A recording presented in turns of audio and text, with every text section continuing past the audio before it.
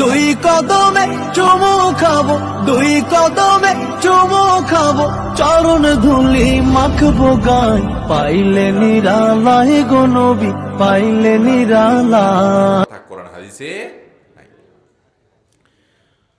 শবে মেরাজ, শবে বরাত ও ঈদে মিলাদুন্নবীর বিশেষ কোনো নামাজ আছে কিনা?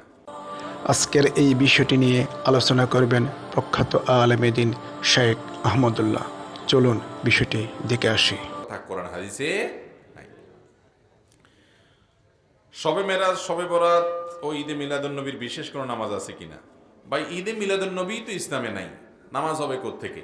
নবী করিম সাল্লাল্লাহু আলাইহি সাল্লামের জন্ম হয়েছে, এটা সত্য, কিন্তু এই জন্ম উপলক্ষে কোনো ঈদ বা কোনো উৎসবের নির্দেশ কোরআন বা হাদিস কোথাও আমাদেরকে দেওয়া।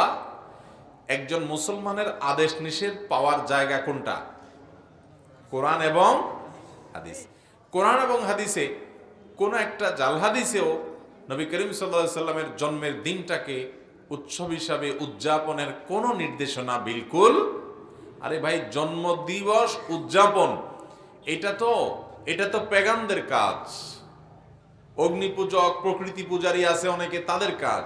এক সময় খ্রিস্টানরা পর্যন্ত জন্মদিবস পালন করতো না, পরবর্তীতে সেটা খ্রিস্টানরা ধরছে শুরু করা। ঈসা আলাইহিস সালামের জন্মদিবস, ক্রিসমাস ডে তারা পালন করে।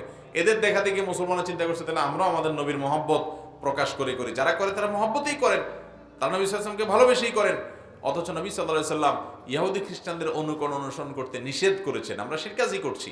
আমাদের নবীজি নিজে নিজের জন্মদিবস বছরে একবার এরকম উৎসব করা, এটা তিনি করেন নাই, না চার খলিফার কেউ করেছেন, না কোনো সাহাবী করেছেন, কোনো জাল হাদিসেও নাই। অতএব ঈদে মিলাদুন নবী নামে যেটা আমরা উদযাপন করি, এটার অস্তিত্বই ইসলামে নাই। কোরআন হাদিসে এরকম কিছু করতেই বলা হয় না। ইসলাম পূর্ণাঙ্গ দিনের বিধান, যার কারণে এটার আবার আলাদা নামাজ থেকে আসবে।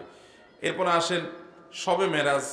শবে মেরাজ নবী করিম সাল্লাল্লাহু আলাইহি সাল্লামের মেরাজ জীবনে একবার হয়েছে। বছরের ওই দিনটাকে মেরাজ হিসেবে উদযাপন করার ব্যাপারেও কোনো হাদিসের কোনো নির্দেশনা নাই, অতএব এর কোনো সালাত নাই।